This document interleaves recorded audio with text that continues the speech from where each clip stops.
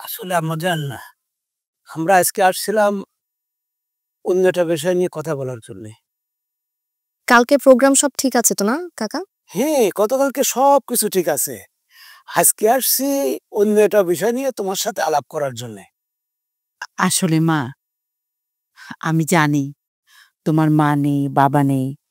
এই সংসারটা সম্পূর্ণটা তোমার উপর। তুমি লেখাপড়া শেষ করেছো, চাকরি করছো। জুনায়েদও লেখাপড়া শেষ করে চাকরি করছে। আমি চাই কি তোমাদের বিষয়টা একটু আগাতে।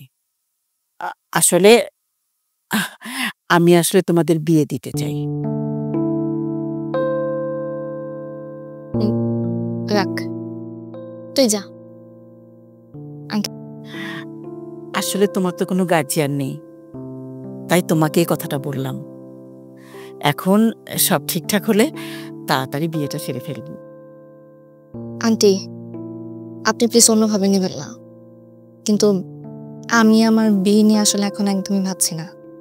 আমি তানভীরকে আগে সেটেল করাই, আশাকে সেটেল করাই, তারপর আমি আমাকে নিয়ে চিন্তা করব। এখন একদমই আমি এই ব্যাপারে চিন্তা করছি না, আর আমি এটা নিয়ে আর আলোচনা করতে চাচ্ছি না, প্লিজ।